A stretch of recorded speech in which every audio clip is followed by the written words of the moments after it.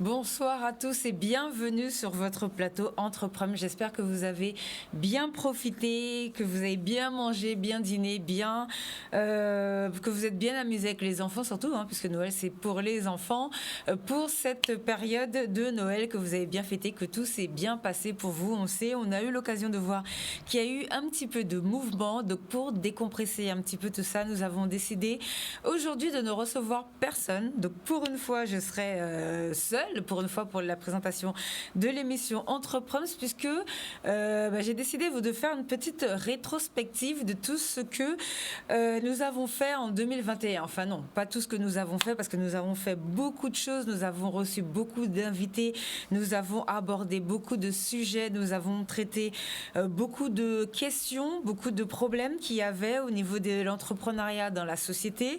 Nous avons soulevé de grosses interrogations qui d'ailleurs se sont retrouvées dans les élections au niveau des chambres consulaires et aujourd'hui qui se retrouvent dans la rue. Et d'ailleurs, il y a beaucoup de gens qui me demandent de faire la même chose pour les présidentielles, puisque bien évidemment, on ne vote pas pour un président parce qu'il danse du zouk et qu'il boit du punch. Donc c'est vrai que là, ce sont des questions intéressantes, des questions que les professionnels se posent et qui nous demandent de traiter. Donc on va voir tout ça l'année prochaine. Cette année, on va faire un petit récapitulatif et on va commencer avec le président de la Chambre de l'agriculture. Lorsque nous avions fait notre point avec les différents présidents de chambres consulaires, nous avions reçu au mois de janvier, puisqu'on avait déjà reçu les autres avant, Monsieur Patrick Célin, qui bien évidemment était venu sur notre plateau le premier lundi, il me semble, du début de l'année, du mois de janvier de cette année en 2021 pour faire les vœux des agriculteurs. Retour sur les vœux du président. Merci de votre invitation, Sabine, et Canal 10 par la même. Merci donc de cette invitation. Pour vous qui manifestez depuis tantôt, la deuxième ou la troisième fois que je passe ici avec vous, votre intérêt pour le monde agricole et donc et j'en suis fort aise. Donc les agriculteurs aussi qui nous regardent, je sais qu'en ce moment de la journée, ils sont sur le terrain, ils travaillent. Mm-hmm. Enfin, pour ceux qui ont la chance de nous regarder, donc bonsoir à eux aussi, et aux téléspectateurs de Canal 10. Donc oui, donc meilleur vœu à tout le monde. Je dis bien, je demande à tout le monde de prendre soin de leur être, de leur personne, parce que la situation est très difficile. Mm-hmm. On a connu une année 2020 exceptionnelle, mais ça a recommencé sur le chapeau de roue pour cette année 2021 et les choses ne sont pas plus faciles. Donc je demande à tous, malgré toutes ces précautions, la profession agricole doit demeurer. Et d'ailleurs, c'est l'occasion pour dire que nous avons bien vu à l'occasion de cette crise un petit peu l'importance d'avoir une agriculture performante, une agriculture forte avec des gens résilients comme les Guadeloupéens depuis tantôt. Et d'ailleurs, si notre culture, tout est basé. D'ailleurs, le pins que vous portez, donc c'est un petit peu, c'est une manière pour nous de dire, voilà, notre culture est issue de cette agriculture, de ce monde paysan qui nous a façonné, si nous sommes ce que nous sommes, c'est parce que bien sûr nous sommes passés par là, par le travail, des labeurs, et donc c'est pourquoi sur notre pins nous avons un cadre, nous avons comme la canne qui représente très bien notre agriculture. Donc je disais que oui, nous continuons à travailler, nous avons eu beaucoup plutôt je dirais de difficultés, puisque non seulement il y a le Covid qui continue, mais il y a eu la sécheresse, il y a l'inondation. Tous ces éléments ne sont pas favorables à un bon développement de la plante, puisqu'il s'agit de la physiologie de la plante, tout excès est nuisible, trop d'eau nuit, trop de soleil nuit. Et donc nous sommes passés par là, en plus des difficultés provoquées par cette pandémie qui n'en finit pas, mais enfin, comme je disais tout à l'heure, il faut que nous continuions l'effort pour que nous puissions en tout cas permettre à cette maladie de nous laisser tranquilles à un certain moment. Et là, nous comptons sur un peu la volonté de tous et aussi l'ordre que nous pouvons nous donner à nous-mêmes dans nos comportements pour pouvoir en fait respecter l'autre. Parce que quand on prend ces précautions, c'est aussi on protège l'autre. Donc c'est un petit peu ce message que je voudrais adresser en début d'émission et de dire à tout le monde mes vœux les plus sincères pour une Guadeloupe encore plus forte. Voilà, alors comme vous vous en souvenez sans doute, nos jeunes étudiants sont restés bloqués sur le territoire hexagonal parce que différents ministres, à commencer par le ministre de l'université, je crois que c'est Madame Vidal, leur avaient demandé de faire l'effort et de ne pas rentrer en Guadeloupe. Malheureusement, nos jeunes ont beaucoup déprimé et ils ont eu pas mal de difficultés, que ce soit pour s'alimenter. D'ailleurs, les associations antillaises ont très rapidement pris le relais et au bout d'un moment, la région a décidé de siffler la fin de la récré et de faire rentrer nos jeunes qui étaient bloqués sur différents territoires. Mais entre-temps, comme vous le savez, les jeunes qui sont en études sur le territoire hexagonal ou ailleurs nous contactent aussi, puisque dans l'émission Entreprums, nous examinons tous les domaines d'activité. On travaille aussi avec tout ce qui est éducation nationale et on travaille aussi avec les jeunes qui sont à l'université et qui nous font des points réguliers, puisque ce sont bien évidemment les futurs professionnels, donc il faut bien qu'on sache comment ça se passe pour eux. Donc retour sur un témoignage, parce que nous avons fait une émission pour parler du stress qu'ils ressentaient lorsqu'ils étaient bloqués. Il y a une réunion aujourd'hui avec le rectorat. Est-ce que ça fait partie des choses que vous pouvez demander à faire remonter comme information? Oui, ce sont des choses qu'on peut faire remonter, tout à fait. C'est-à-dire qu'aujourd'hui, nous sommes dans la dérogation pour tout et un peu n'importe quoi. D'accord, on est bien d'accord. Là, pour que ça serve au moins à quelque chose. Sincèrement, en cité universitaire, pouvoir autoriser, peut-être même pas qu'ils aillent à l'extérieur de une salle de sport, mais faire venir quelqu'un. Faire venir quelqu'un, parce que la cité universitaire, toutes les cités universitaires ont une salle polyvalente, faire venir quelqu'un pour pouvoir initier des exercices physiques, des discussions, des débats qui leur permettent tout à chacun à libérer la parole.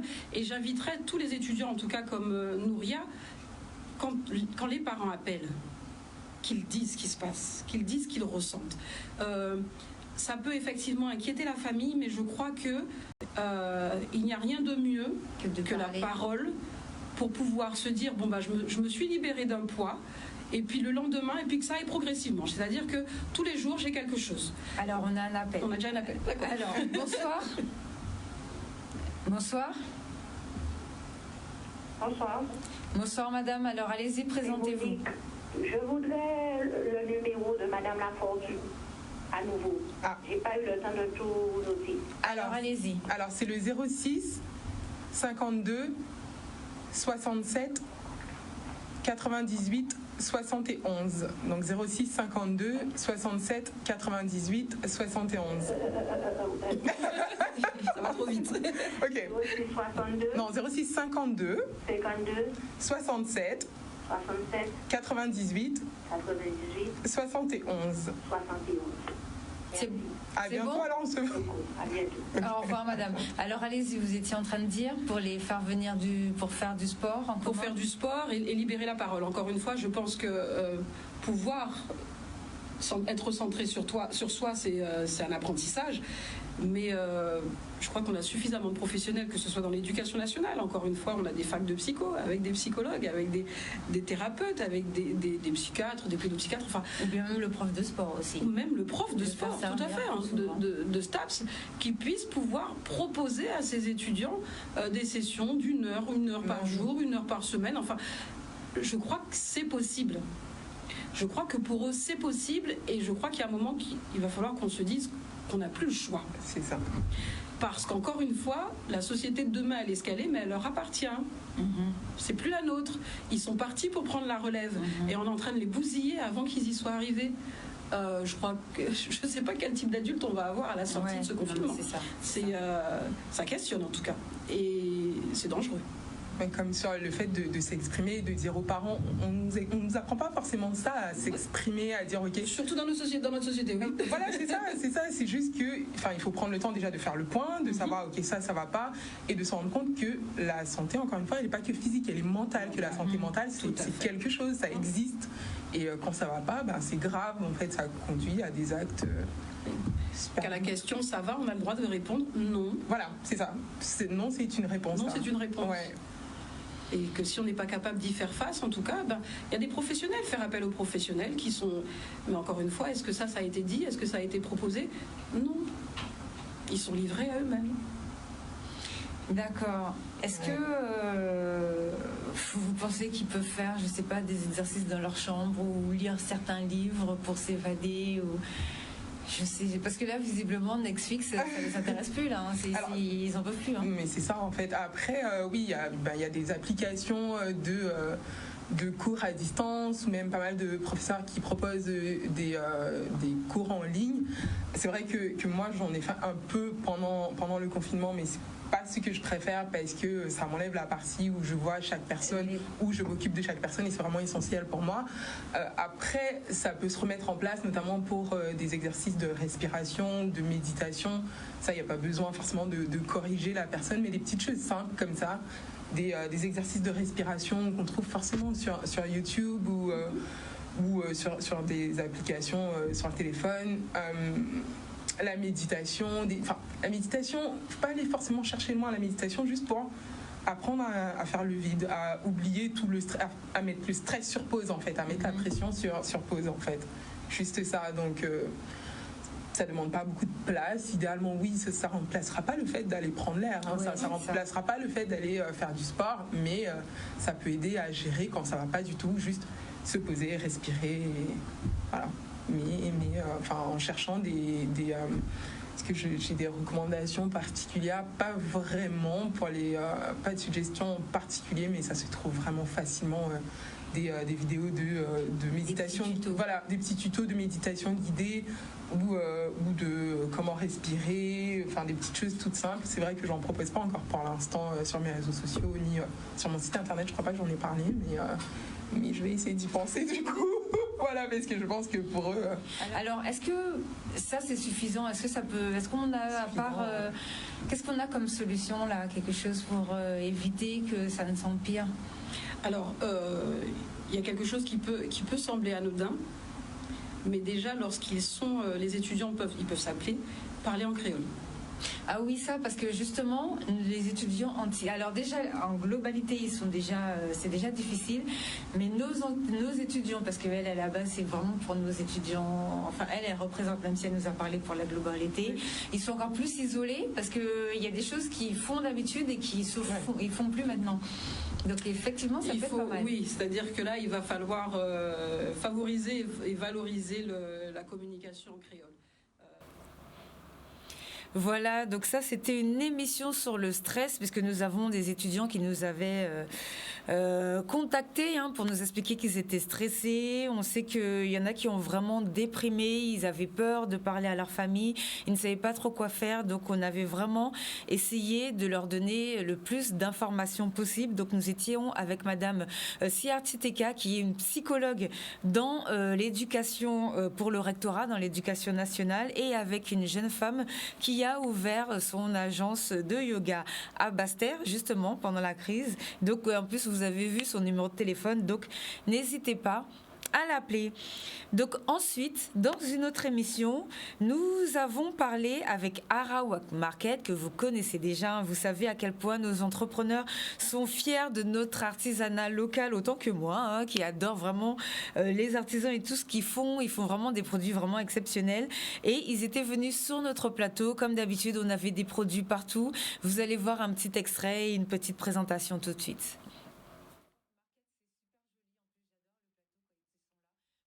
Avec nos artisans locaux guadeloupéens, même les boucles d'oreilles, c'est vraiment magnifique, on dirait vraiment des bijoux. En plus, la présentation est superbe. Bonsoir. Bonsoir, donc et oui, tout à fait, donc on est venu avec de nouveaux produits. Donc là aujourd'hui, c'est de parler un peu de l'actualité à Arawak Market, puisqu'on a commencé le 8 février, donc ça a bien démarré. Donc aujourd'hui, c'est montrer en fait ce qu'on a au niveau de la plateforme, des choses qui arrivent. On a aussi des artisans qui sont en train de se préparer aussi pour les prochains jours. Donc c'est donner un peu, je dirais, la température de comment ça se passe. Et peut-être aussi, pendant l'émission, donner peut-être la chance à nos clients de Guadeloupe de pouvoir rapporter quelques bons d'achat en fait, si possible. Alors vous êtes venu accompagné de monsieur Frédéric Morayapin, c'est ça? J'ai bien prononcé? Tout à fait. D'accord. Alors, vous allez nous parler du lancement et après vous allez pouvoir nous présenter ce nouvel artisan. Je dis nouvelle parce que vous n'êtes pas encore venu accompagner avec. C'est la première fois qu'il vient, tout à fait. Exactement, alors allez-y. Donc alors nous on a commencé le 8 février, exactement. Donc les débuts, je dirais, sont prometteurs.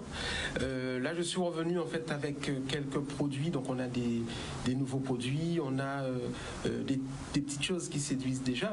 Donc entre les boucles d'oreilles, par exemple, que vous pouvez voir ici, on a aussi le miel, enfin l'huile de carapate. Donc tout ça, ça arrive.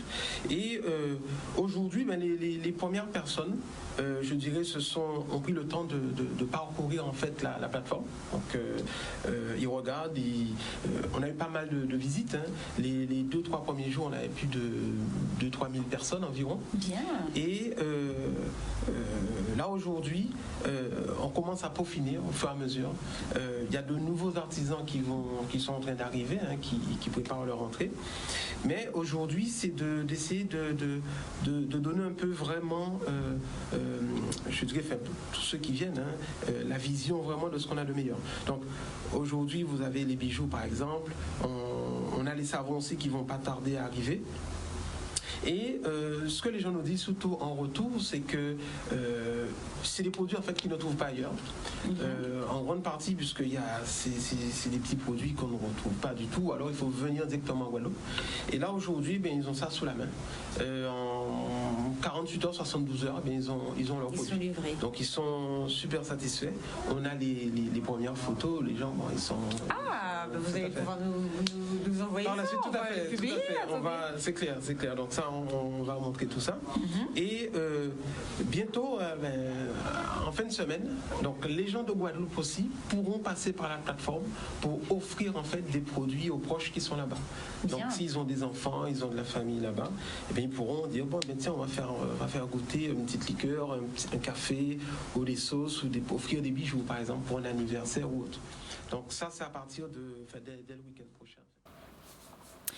Et oui, ça bosse en Guadeloupe. Donc vous voyez, quand on veut, on peut. Et quand nos entrepreneurs ont une idée en tête, ils se moquent de savoir que c'est difficile, que les institutions ne leur donnent pas les subventions, que quand on fait un dossier, c'est compliqué d'avoir un retour. Ça, ce sont des témoignages qu'on a eus tout au long de cette année 2021, mais ce sont des témoignages que nous connaissions déjà, puisque depuis le début de cette émission Entreproms, c'est le genre de témoignages que nous avons tout le temps.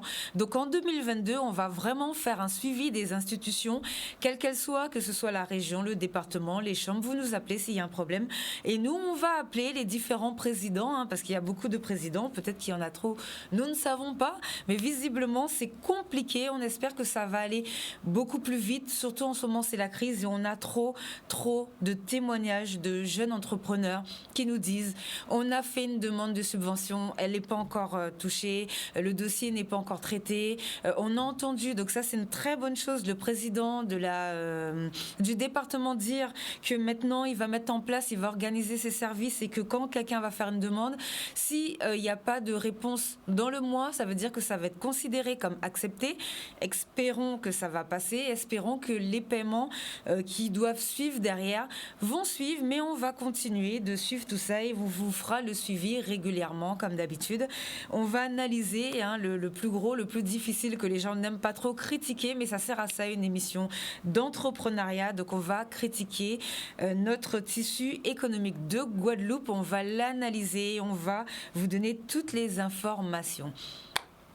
Ensuite, on va passer aux mobilisations des organisations socio-professionnelles. Comme vous le saviez, nous avions reçu Madame Catherine Légeron pour quelques explications. Regardez, on revient tout de suite. Alors, je vous laisse vous présenter et expliquez-nous exactement ce que c'est que l'URSSAF pour que tout le monde comprenne bien, s'il vous plaît. Pas de problème. Donc, Catherine Légeron, directrice de l'URSSAF de la Guadeloupe. L'URSSAF de la Guadeloupe est intégrée aujourd'hui à la Caisse générale de sécurité sociale qui recouvre beaucoup de branches. C'est la particularité d'un territoire comme la Guadeloupe par rapport à la métropole. La CGSS recouvre donc aujourd'hui la branche maladie, la branche recouvrement, la branche vieillesse, la branche accident du travail, prévention et action sociale, et également le RSI. Depuis l'adossement au régime général au 1er janvier de cette année, donc, et la disparition du régime correspondant des artisans et commerçants et professions libérales. Et en même temps, particularité Guadeloupe également, la MSA, Mutualité sociale agricole. qui permet d'avoir sous un même toit la totalité des directions pour travailler dans le sens de la protection sociale. La seule branche qui a une unité en Guadeloupe et qui est représentée différemment est la caisse d'allocation familiale, qui est en dehors de la CGSS. D'accord. Alors, vous, ça fait... En plus, vous m'avez dit tout à l'heure que ça fait 3 mois que vous êtes arrivé en Guadeloupe. Donc, vous venez d'arriver et on vous a mis directement dans le bain. Oui, c'est la particularité. Quand on veut du challenge en Guadeloupe, on est servi en arrivant. Donc, pas de difficulté particulière. Bon, j'ai la chance de bien connaître le recouvrement puisque j'ai 33 ans de recouvrement derrière moi en métropole sur des postes différents. Donc, je maîtrise plutôt bien le dispositif et je découvre avec plaisir, malgré les quelques difficultés ponctuelles de la semaine dernière, je dirais le métier en Guadeloupe. Alors, si j'ai bien compris, je dis bien si j'ai bien compris, parce qu'on a fait tout le suivi de la crise, ce qui a été demandé au final la semaine dernière par les professionnels, c'est ce qui a été demandé depuis maintenant pratiquement 1 an par plusieurs secteurs d'activité en France hexagonale aussi. Donc, est-ce que vous pouvez nous expliquer concrètement ce que les entreprises avaient demandé et quelles difficultés ça leur pose en fait tout ceci? Alors aujourd'hui, ce qui est demandé et ce qui peut être important de rappeler dans un premier temps, c'est déjà le dispositif tel qu'il a été posé par le gouvernement et le législateur, qui permettent de rappeler un petit peu en contexte les situations qu'on a pu rencontrer. Donc aujourd'hui, depuis le démarrage de la crise sanitaire et donc du 16 mars 2020, la totalité des cotisations aujourd'hui font l'objet d'une demande, d'une possibilité de report pour les entreprises qui n'étaient pas en capacité de payer la totalité de leurs charges. Ce report est variable en fonction du secteur d'activité et en fonction de la nature et de la taille de l'entreprise. Il n'est pas le même, il est lié à des périmètres en fonction de l'impact plus ou moins grand de la crise sanitaire sur l'activité de l'entreprise. Donc on a un séquencement, entre guillemets, en fonction des grandes entreprises, des entreprises de plus de 250 salariés, des moins de 10, des 1 à 10, de façon à avoir quelque chose au plus près. Et après, vous n'êtes pas sans savoir que dans le cadre de cette gestion de crise, le législateur a posé le principe de secteurs qui permettent de définir si on est en S1, alors c'est un peu technique, je vous prie de m'en excuser, S1, S1 bis, S2, des secteurs qui, prévus par la loi, permettent de dire qu'une entreprise est plus ou moins éligible à un accompagnement et la nature de l'accompagnement auquel elle est éligible. Alors, je vous coupe tout de suite pour essayer de d'éclaircir. Par exemple, dans notre cas, on avait les gens qui étaient affiliés au métier du tourisme, par exemple, qui ont été beaucoup impactés. Tout à fait. Cela dépend du secteur S1, en sachant que chaque secteur est défini par un texte et par le législateur, et que certains secteurs d'activité qui n'étaient peut-être pas au départ dans les secteurs initiaux ont, avec le fait que la crise a perduré et qu'elle est toujours actuelle aujourd'hui, permet de rentrer certains secteurs en fonction de l'impact de leur trésorerie dans les secteurs S1. Alors, accompagné de Madame Légeron, toujours pour aider nos entreprises en difficulté, nous avions Monsieur David Girardot de la DRFIP pour la gestion fiscale. Vous allez regarder tout de suite. À quoi servent vos services, comment ça fonctionne, et pour nous expliquer aussi la situation, s'il vous plaît. Ok, alors la Direction régionale des finances publiques de la Guadeloupe, c'est une grosse administration, entre 400 et 500 personnes sur le territoire. On a organisé en 3 grands pôles. Un pôle gestion fiscale, c'est le pôle dont j'ai la responsabilité. Un pôle gestion publique qui s'occupe de la gestion financière et comptable des collectivités locales. Vous n'ignorez pas que certaines collectivités rencontrent des difficultés financières. Et donc, nous sommes aussi chargés de suivre et d'aider ces collectivités. Et enfin, un pôle classique de soutien, RH, etc. Le pôle gestion fiscale s'occupe de la fiscalité dans tous ses aspects.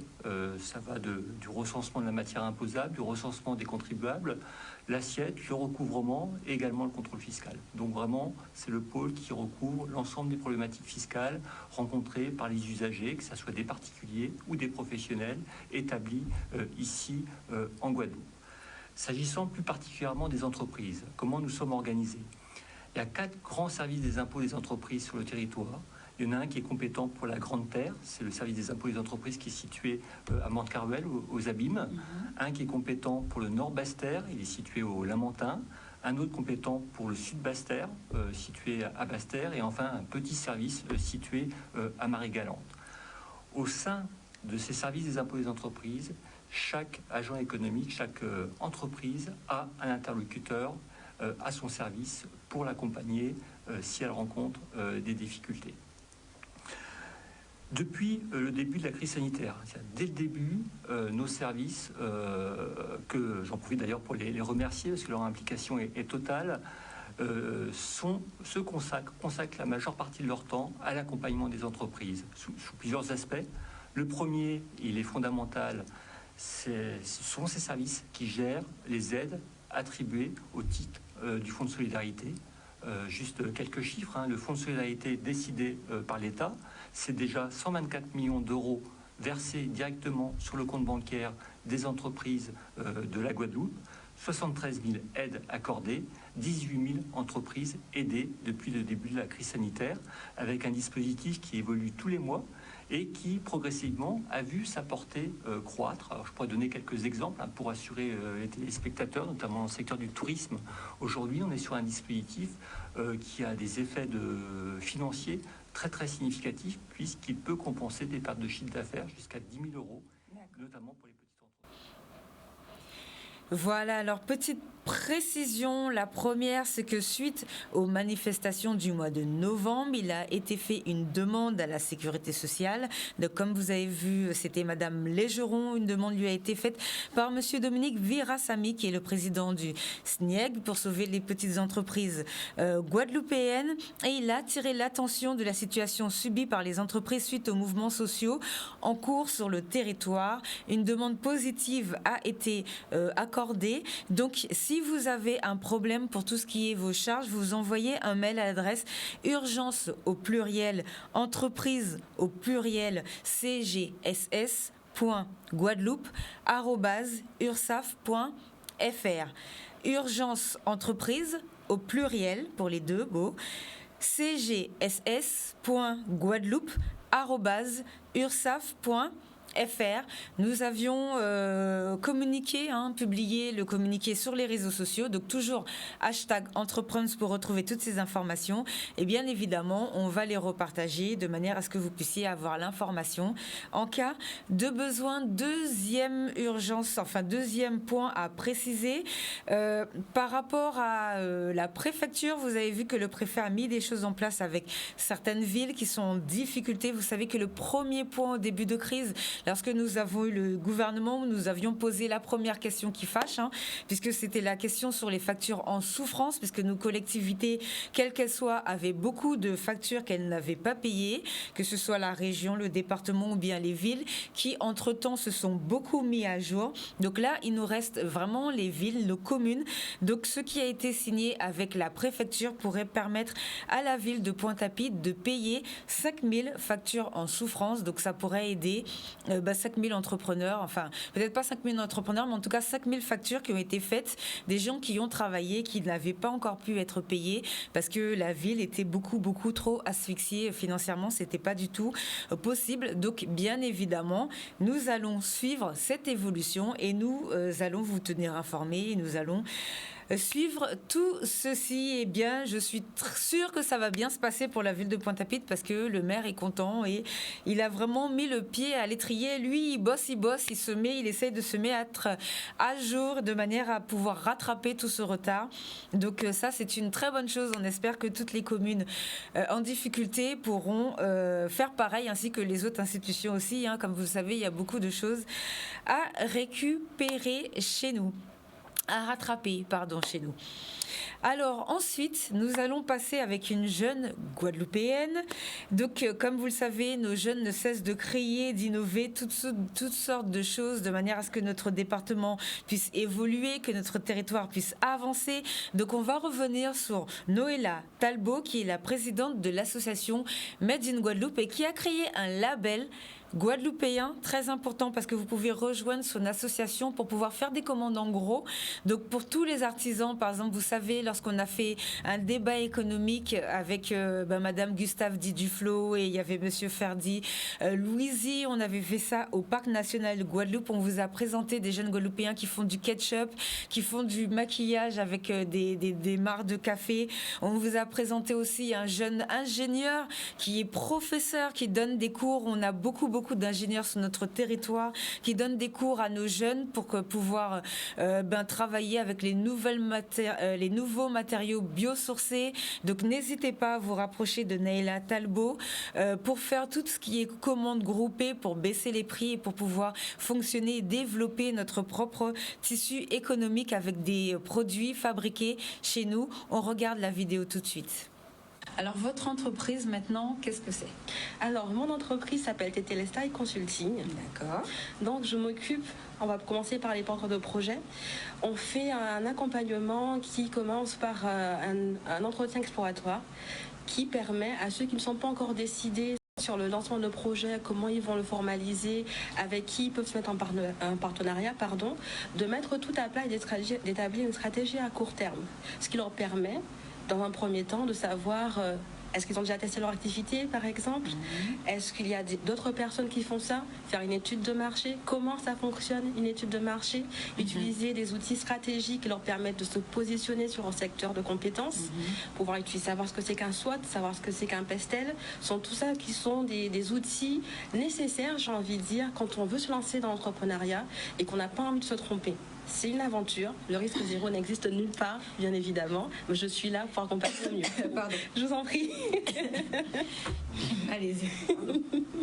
Donc voilà, pour la partie porteur de projet, c'est vraiment sur l'établissement de leur business model, du business plan, et qu'ils puissent partir sur de bonnes bases. Oui. Alors, justement, vous avez dit 2 mots et c'est pour ça que j'ai même avec travers. Expliquez ce que c'est pour que les gens comprennent tout de suite de quoi vous parlez, s'il vous plaît. Alors, quand je parle business model, c'est savoir comment est-ce qu'on va générer de l'argent avec son activité. Ce qui est différent du business plan, qui est un tableau qui représente tous les investissements, les dépenses et les sorties, les entrées, et savoir combien est-ce qu'on va devoir faire rentrer chaque mois pour pouvoir rembourser un prêt si on en a fait un, pour pouvoir générer des bénéfices. Alors en général, en plus, le business plan, on le demande sur 3 ans en moyenne, c'est ça? On demande sur 3 à 5 ans. Ce que je dis toujours à mes clients, puisque...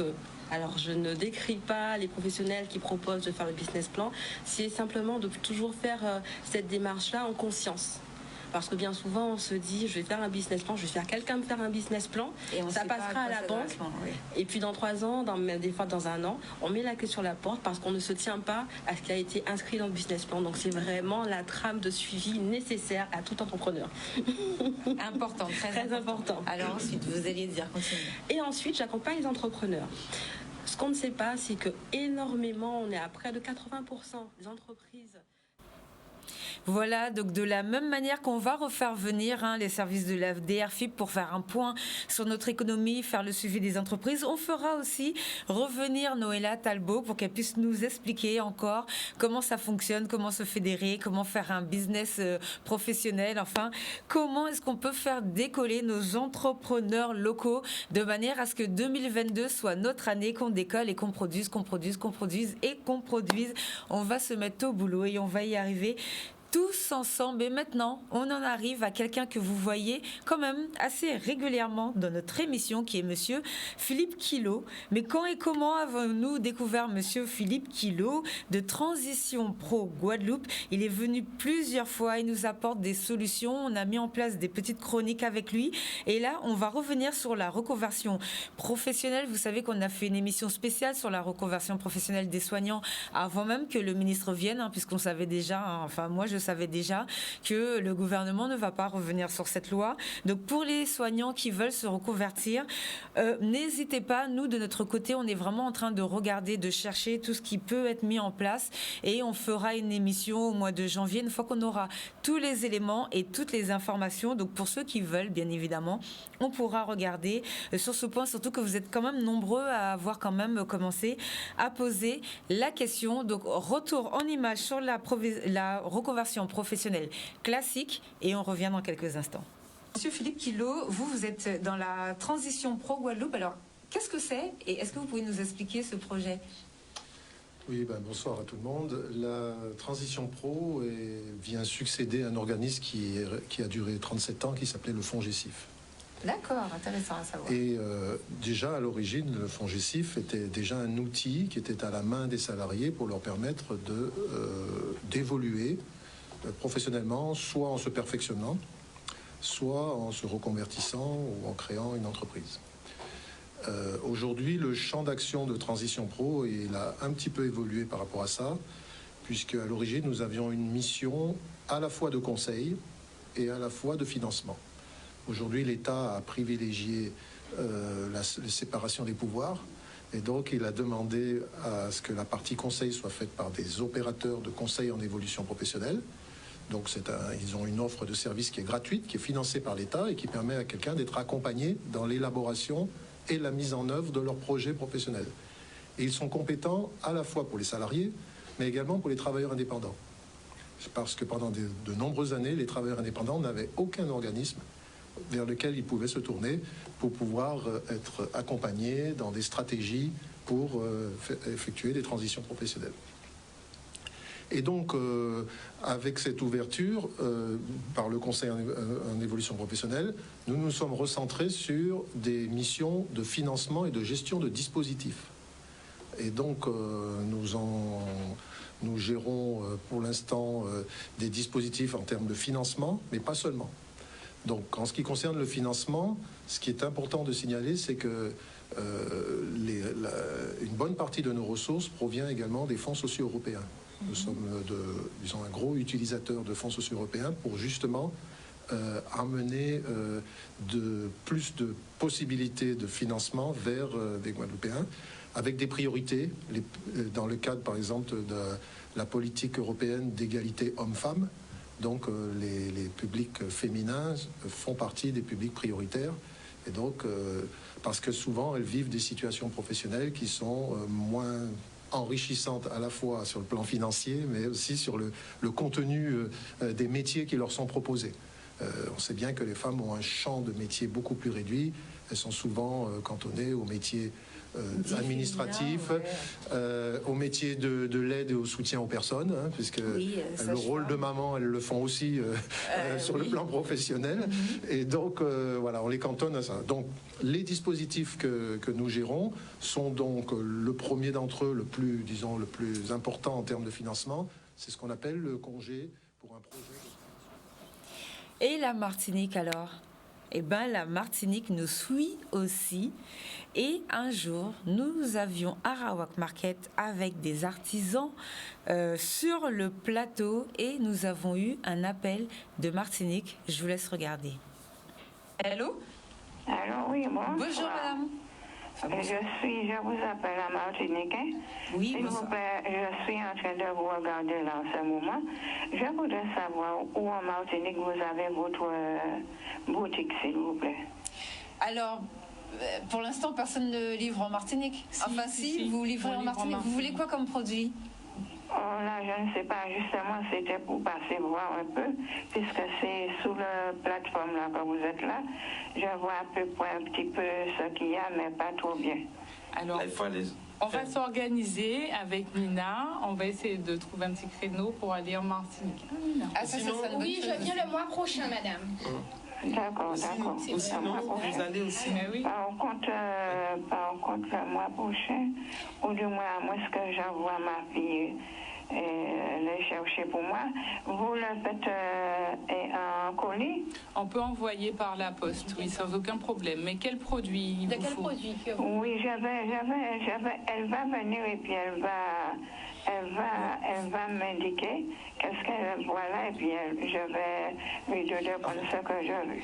Alors madame, on va prendre vos numéros hors antenne. Il y a Charlie, merci beaucoup Charlie qui me fait des signes pour me dire il va prendre votre numéro hors antenne et comme ça on le transmettra aux personnes sur le plateau. Oui, d'accord. Vous pouvez aller aussi sur la plateforme arawakmarket.com directement. Vous quittez pas madame? Allô? Oui, bonsoir. Bonsoir, monsieur. Bonsoir, Fabine. Bonsoir. Bonsoir, le personnel qui est sur le Voilà, donc un appel de la Martinique pour savoir comment avoir nos produits guadeloupéens. Donc le travail se fait. Donc ça, j'espère, c'est un pont qu'il faudra maintenir, de travailler avec la Martinique. On a vu quand il y a eu l'investiture par rapport au président de la Chambre de métier, qu'il y avait le président de la Chambre de Martinique. Donc on va regarder un petit peu, on va les appeler pour savoir comment ça se passe pour le pont, parce que c'est vrai que ça, c'est aussi une question que vous nous posez, enfin que vous me posez quand vous me rencontrez, soit dans la rue ou soit sur les réseaux sociaux. Donc il n'y a pas de raison qu'on puisse pas aussi, après, pourquoi pas, travailler avec la Guyane, puisque la Guyane aussi, il y a des artisans, et nos artisans, les Guyanais aiment aussi les produits des Guadeloupéens.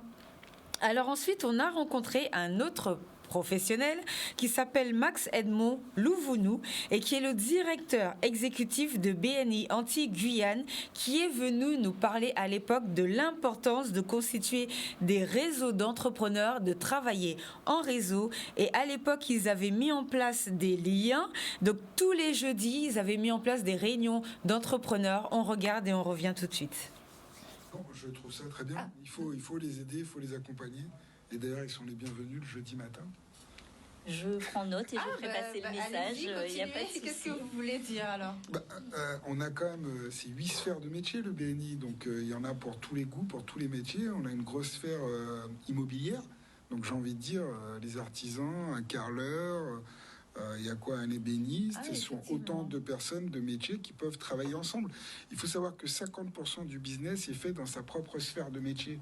Donc il ne faut pas qu'ils hésitent à venir nous voir le jeudi matin. Nous, on reçoit tous les jeudis des invités. Les invités n'ont pas pour vocation forcément de devenir membres. Par contre, ils peuvent venir nous voir et travailler avec les commandes qui sont déjà existants. On a un architecte d'intérieur, on a un architecte, on a quoi d'autre dans le bâtiment, on a un agent immobilier qui va être intronisé jeudi prochain. Donc je veux dire, c'est autant de métiers avec lesquels ils pourraient travailler très bien. On en a eu des artisans qui avaient commué toutes les cartes, et moi je pense qu'on peut très bien avoir dans un groupe un plombier, un peintre, un carreleur, qui sont autant de métiers qui peuvent travailler ensemble, bien au contraire. Bien au contraire. Je vous remercie, je retiens l'idée, et je redis, c'est tout à fait le sens qu'on a voulu donner à Zobri. Donc demain, quand tous nos artisans seront référencés, vous pourrez aussi piocher vos besoins. Vous irez chercher les artisans dont vous aurez besoin à l'intérieur de cette plateforme. J'avais une question, si je peux me permettre. Est-ce que là-dessus, il y aura le retour des personnes qui vont justement solliciter cet artisan? Parce qu'en fait, aujourd'hui, avec les avis, je ne parle pas des avis où c'est des avis purement personnels, je parle vraiment de l'avis qui met en valeur l'artisan. C'est un véritable accélérateur. On le voit au BNI, un témoignage est un véritable accélérateur aujourd'hui. Et donc, un système de valeur et de confiance.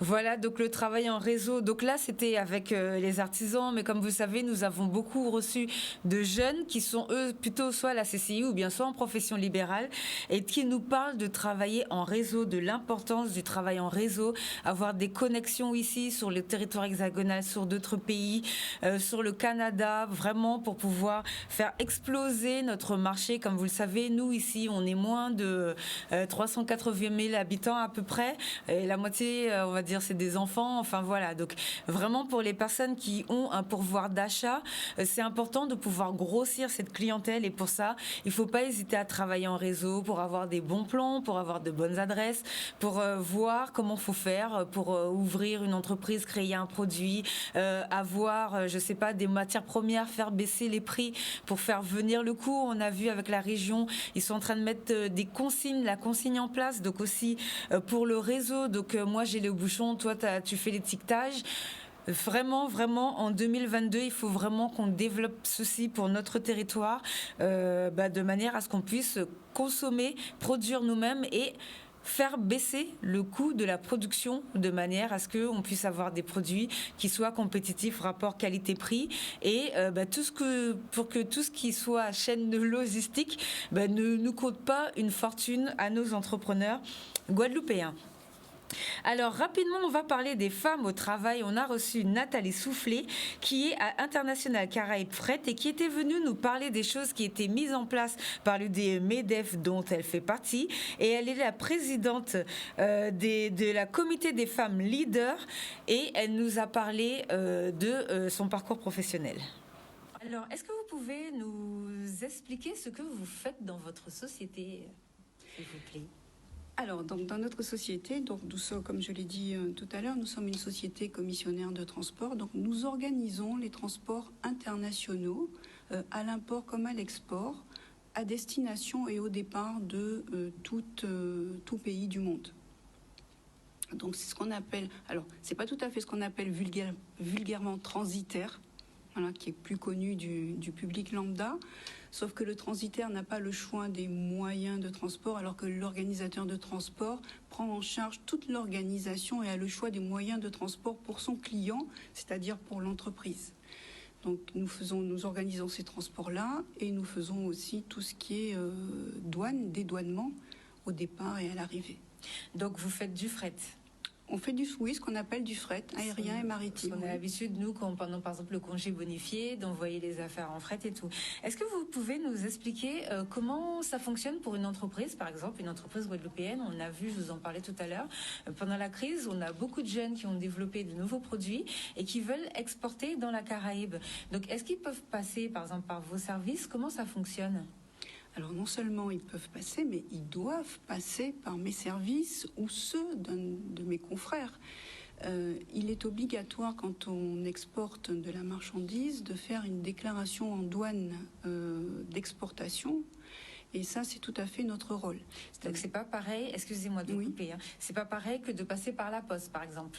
Ah non, directement. Alors ça c'est autre chose. Donc, alors la poste, ils peuvent envoyer par la poste, mais il faut savoir que la poste c'est un formulaire simplifié, mais c'est une déclaration en douane qui est faite quand même. À partir du moment où c'est de la marchandise commerciale, il y a une déclaration en douane qui est faite. Par exemple, s'il passe aussi par Chronopost, il y aura une déclaration. Voilà, donc Nathalie Soufflet, qui est la présidente du comité des femmes leaders, et on va d'ailleurs la faire revenir aussi pour faire un petit point, et qui est la chef, la dirigeante d'une entreprise, donc International Caraïbes Fret. Et on va faire un petit tour rapide parce que nous avions parlé des nouveaux dispositifs de transition collective, donc pour le parcours entreprise et pour le parcours salarié, avec Ludovic de Gaillande. À l'époque, c'était des services de la DECT. Maintenant, c'est devenu les services de la DECT. Et nous allons voir ça tout de suite. Deux grosses questions. Vous avez un petit peu répondu, mais tout à l'heure, vous parliez de métiers fragilisés. Vous avez parlé, par exemple, comme exemple, de la crise. La première chose qui m'est venue en tête, c'est au niveau du tourisme de masse. J'imagine qu'on n'aura plus un tourisme de masse dans les années à venir que ce qu'on avait avant l'épisode Covid. Parce qu'on voit qu'en ce moment, même les pays qui ont rouvert les frontières sont en train de refermer, par exemple. Donc, comment est-ce que les gens qui sont dans les métiers du tourisme de masse, par exemple, font partie des personnes à métiers fragilisés? Est-ce que ça fonctionne par secteur d'activité ou est-ce que c'est vraiment en fonction de l'économie locale? C'est vraiment en fonction de l'économie locale. D'accord. Le tourisme, c'est un bon exemple où il va falloir se poser les bonnes questions. C'est pas si simple que ça, parce que je pense que les professionnels du tourisme, ce qu'ils espèrent, c'est que courant 2022, au plus tard 2023, mais dès 2022, on reprenne suffisamment fortement pour qu'ils aient besoin de tout le personnel. Moi, j'ai rencontré encore la semaine dernière des professionnels du tourisme dans le domaine de l'hébergement. À 60% de chiffre d'affaires, c'est la totalité du personnel qui travaille. Ils ne peuvent pas se passer même de 20% de leur personnel. Parce que je leur demandais, mais l'activité partielle, vous ne la mobilisez pas, machin. Et non, c'est pas possible, j'ai besoin de tout le monde, même à 60%. Et vrai. Derrière, mon objectif, c'est que je remonte progressivement au-delà de 80%, et donc si possible 100%, et puis repartir sur une vraie dynamique de développement comme ça l'était jusqu'à 2019. Moi, je ne suis pas pessimiste là-dessus. Je pense que oui, le tourisme va repartir. On n'a jamais été dans une logique de tourisme de masse comme certains de nos voisins des Caraïbes. On a des passages d'1 million quand même, on a touché le million. Il y avait un objectif très affiché par la région de 2 millions, etc. Donc oui, il y a une démarche très volontariste qu'il va falloir reprendre. Maintenant, derrière, sûrement que certaines structures vont devoir s'adapter. par rapport à un contexte nouveau qui peut malheureusement un peu durer. Particulièrement. C'est pas nécessairement ces métiers-là sur lesquels on ciblera. Voilà, donc là, nous avions parlé, j'avais posé une question pour le tourisme. Hein, comme vous le savez, c'est un secteur qui a été quand même beaucoup soutenu dans notre département. Donc, et information très importante, j'en ai pas parlé avant parce qu'il y avait d'autres urgences sur d'autres secteurs d'activité qui avaient été moins soutenus, donc il fallait que je fasse passer les informations. Mais au mois de janvier, je pense, parce que vous commencez déjà à me poser les questions, il y a un plan, enfin on va en parler au mois de janvier, mais il y a un plan qui a été annoncé au mois de novembre, fin novembre, c'est un plan de 1,9 milliard d'euros pour relancer le tourisme en France. Donc je suis en train de regarder, bon on fera pas d'émission avec le gouvernement pour pas non plus faire de la propagande, puisqu'il y a bientôt les élections présidentielles, mais je vais regarder comment ça sera réparti, combien d'argent pour la Guadeloupe, on verra avec la CCI s'ils ont les informations, ce qui va être mis en place et quel tourisme, puisque le Premier ministre avait fait des annonces où lui aussi il expliquait qu'il faut restructurer le tourisme, on ne peut pas rester au niveau de la France, en tout cas il parlait, ils ne peuvent pas rester dans un tourisme de masse comme ça, il faut que le tourisme aille aussi dans les campagnes, que tout le monde en bénéficie et pas seulement les grandes villes comme Paris. Donc, ils sont en train de regarder comment ils vont répartir le tourisme. Nous, en Guadeloupe, c'est un travail qu'on avait déjà fait, même avant la crise. En 2019, on recevait déjà des entrepreneurs qui avaient inventé des petits minibus pour que les touristes puissent aller vraiment dans les petits magasins et que si on dit demain qu'il y a 1 million de tourisme en Guadeloupe, de touristes en Guadeloupe, que le million de touristes circulent dans toute la Guadeloupe et qui ne restent pas cloîtrés dans les mêmes endroits. Donc on reviendra dessus très rapidement avant de rendre l'antenne, les offres d'emploi. Donc on recherche un magasinier livreur pour un CDI à temps partiel payé 1 200 € brut en Guadeloupe. On recherche un chef d'atelier payé 2 500 €, entre 2 500 et 2 916 € brut, toujours en Guadeloupe. À Bémao, on recherche un technicien de chantier pour un CDI entre 1 300 et 1 600 € net mensuel plus un 13e mois. Donc ça, c'est toujours à Bémao. On recherche aussi un magasinier livreur donc pour un CDI à temps partiel payé 1 200 € brut. Et cette fois-ci, c'est à Pointe-à-Pitre. Pour toutes ces offres d'emploi, vous allez vers Officium Conseil, notre partenaire pour l'emploi.